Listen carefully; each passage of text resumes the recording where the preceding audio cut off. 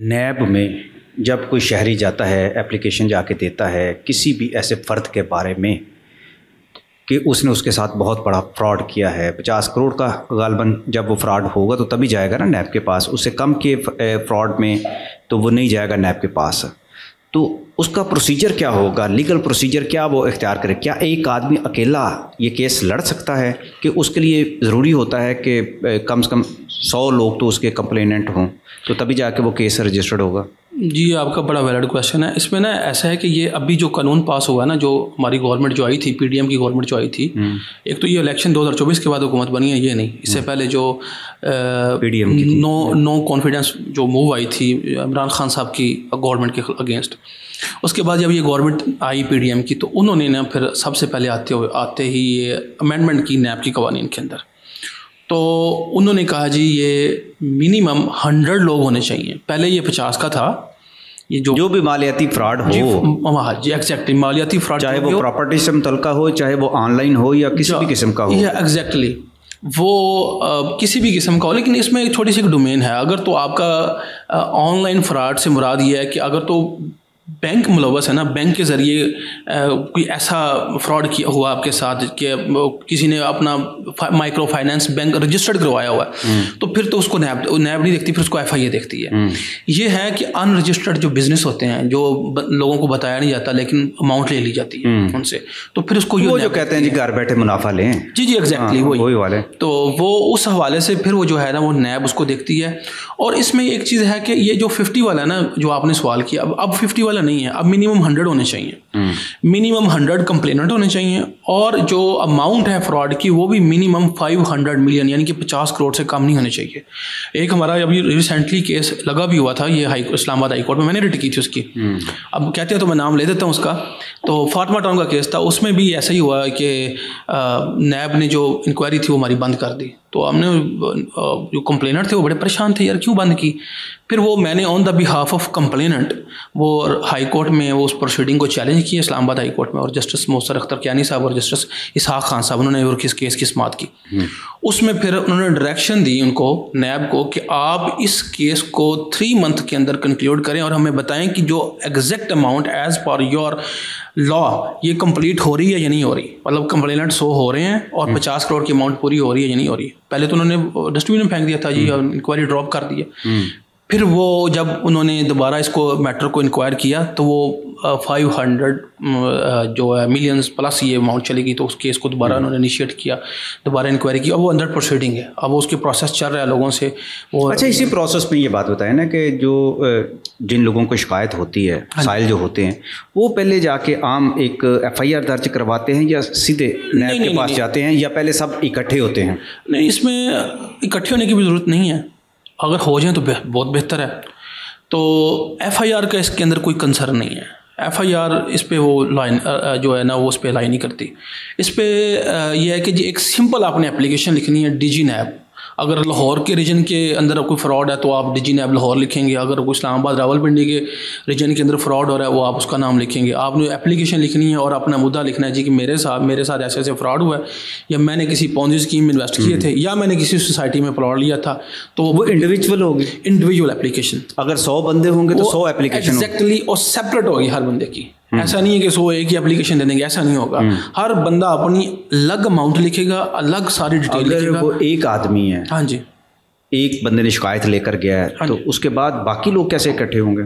Sir उसमें फिर उसका ये बड़ी अच्छी बात आपने कही। उसमें तरीकाकार ये होता है कि नैब फिर ना एक अखबार के अंदर अपना एक इश्तिहार देता है पहले शिकायत कुनंदा के बाद। जी, जब वो देखते हैं ना कि भी अमाउंट बढ़ रही है और वाकई ये जेन्युइन केस है, तो फिर वो बेशक एक बंदा हो या 50 हो, इवन 100 प्लस भी हो जाए, 100 प्लस भी हो जाए, अमाउंट भी 50 करोड़ की पूरी हो जाए, वो फिर भी इश्तिहार देंगे कि हम ये केस प्रोसीड कर रहे हैं, आप फलां फलां हमारा ऑफिस का एड्रेस है और फलां फलां पते के ऊपर अपना जो एप्लीकेशन हमें मूव करें एफिडेविट के साथ।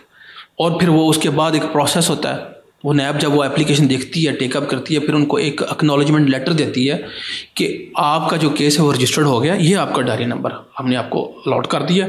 और फिर जब वो उनकी जो इनिशियल स्टेज होती है, इसमें ना दो चीज़ें ये काबिल गौर हैं। वो ये है कि पहले इंक्वायरी होती है, फिर इंक्वायरी के बाद ये इन्वेस्टिगेशन में तब्दील होता है केस। कितना टाइम लग जाता है? ये उसमें ये होता है कि देखते हैं कि स्टार्ट के अंदर जब इंक्वायरी शुरू होती है, वो देखते हैं कि जो हमारी लीगल रिक्वायरमेंट है वो पूरी हो गई है। तो जब वो पूरी हो जाती है तो फिर केस को इन्वेस्टिगेशन में शामिल करते हैं, और फिर वो कंप्लेनेंट को अलग से नोटिस करते हैं कि आप अब ओरिजिनल डॉक्यूमेंट्स लेके, ओरिजिनल फाइल जो आपके पास डॉक्यूमेंट्स हैं वो लेके हमारे ऑफिस आएँ। फिर वो उनसे वो अपने डॉक्यूमेंट्स ओरिजिनल फाइल वो ले लेते हैं और उनको एक सीजर मेमो दे देते हैं, जिसे हम आम जुबान में कहते हैं कि रिसीविंग दे देते हैं। ठीक है, तो वो फिर देते हैं। देने के बाद वो फिर आपने संभाल के रखनी होती है। फिर वो उसके बाद जो वो अब अगला प्रोसेस होता है कि उसको प्ली बार्गिन में लेके आना है, वो रेफरेंस दायर करना है, वो एक अलग मैटर है। लेकिन आम जो बंदा है उसका यही है कि वो सिंपल एक एप्लीकेशन देगा और साथ में एक एफिडेविट लिख के देगा, जी मैंने एप्लीकेशन दी है। वो फिर नैब की कोर्ट में जाएगा केस जी। इनकी जो कोर्ट इन्वेस्टिगेशन के बाद, हाँ जी, इनकी कोर्ट्स जो है ना वो अलग है। एहतसाब अदालत, अकाउंटेबिलिटी कोर्ट, जैसे लाहौर की भी थी, अब तो लाहौर की अदालतें काफ़ी सारी उन्होंने ख़त्म कर दी हैं। इस्लामाबाद में अभी तक है G11 के अंदर इनकी वो स्पेशल कोर्ट्स जहाँ पे सारे जजेस बैठते हैं, स्पेशल जजेस, इनकी भी वहीं पे कोर्ट्स। अच्छा, इसका आप बता सकते हैं कि किसी भी ऐसा केस जो ख़ास और प्रॉपर्टी से मुतल्लिक़ हो, कितनी देर में फ़ैसला हो जाता है?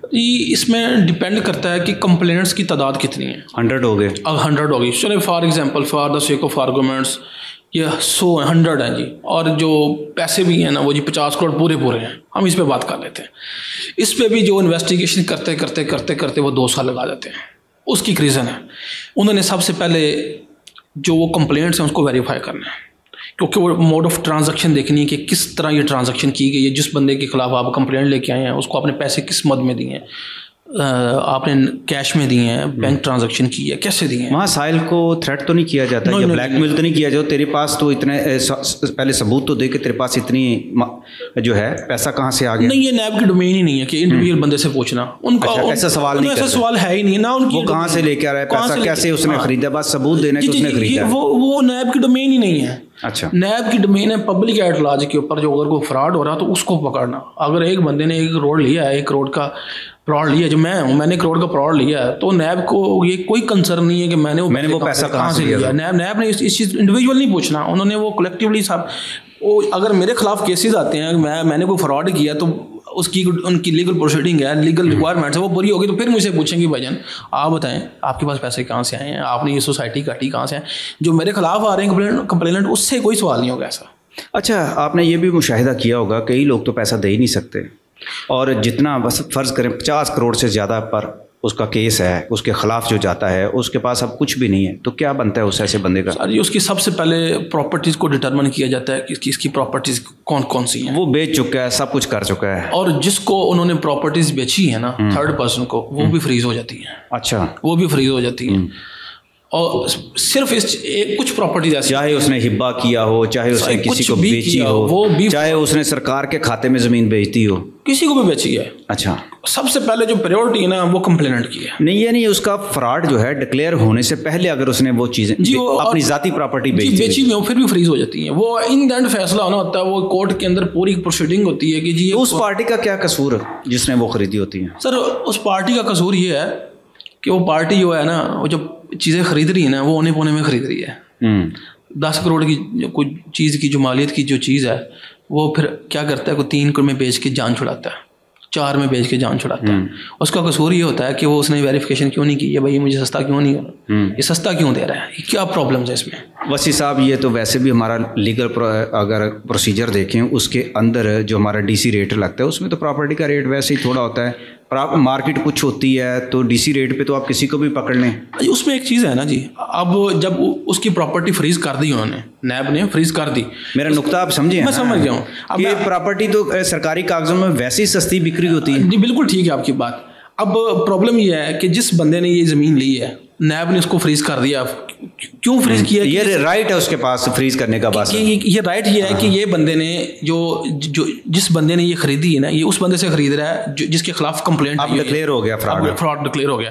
अब वो करेगा पहले फ्रीज, फिर वो देखेंगे, इन्वेस्टिगेशन करेंगे, तहकीकात करेंगे, ये भी सारा कुछ हो गया, सब कुछ हो गया। हाँ, इन द एंड अगर उसका राइट है और वो बिल्कुल क्लीन हैंड था, और बिल्कुल वो जैसे कहते हैं ना कि बंदा कोर्ट के साफ हाथों के साथ, क्लीन हैंड के साथ आया, वो कोर्ट देखती है कि इसके अंदर किसी किस्म की इस बंदे की ऐसी इंटेंशन नहीं थी जिससे वो फ़ायदा हासिल कर सके ट्रांजैक्शन के तहत। जैसे आपने अभी जिक्र किया कि वो देखेगा जी आप दिखाएं आपकी कहाँ पे है फ़र्द, कहाँ उसकी आपकी रजिस्ट्री कहाँ पे है, अगर आपका कोई उसके साथ एग्रीमेंट हुआ है, एग्रीमेंट में कौन कौन लोग थे, आप वो तो बोनाफाइड परचेजर होगा। अगर बोनाफाइड परचेजर वो होगा, उसकी जो जितनी भी रिक्वायरमेंट जो एज पर लॉ है वो पूरी हो चुकी है, वो फ्राडिये से खरीदी ना, फिर उसको कोई नहीं छेड़ेगा, फिर उसका नहीं फिर मिलेगा, क्योंकि वो बोनाफाइड परचेजर है।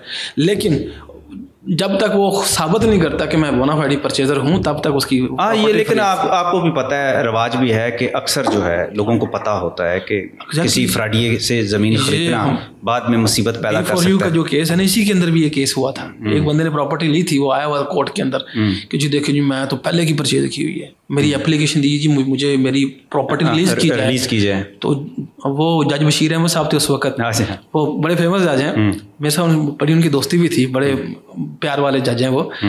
तो उन्होंने जब आर्गूमेंट्स तो हो गए दोनों पार्टी से, उड़ा दी एप्लीकेशन कि जी ऐसा नहीं होता, आपको ये आप अगर समझ रहे हैं ना कि आप बोनाफाइड परचेजर हैं तो फिर कोर्ट की प्रोसीडिंग पूरी होने दें, आपको हम देखेंगे सुनेंगे कोर्ट में, तो फिर आप तब आएँ। अदरवाइज आप एप्लीकेशन देते हैं रिलीज करने की तो ये मुमकिन नहीं है। ये उन लोगों का भी हक है जो बेचारे यहाँ पे अपने जमा पूंजी लगा के बैठे हुए हैं, तो हमने उनको भी देखना है, सिर्फ आपको नहीं देखना। तो आपने क्यों ली ये चीज़, जगह क्यों ली, तो वो फिर एप्लीकेशन रिजेक्ट होगी उनकी, मुझे डिसमिस होगी, मुझे पता है इस बात का। चलें, बहुत बहुत शुक्रिया जनाब, थैंक यू सो मच।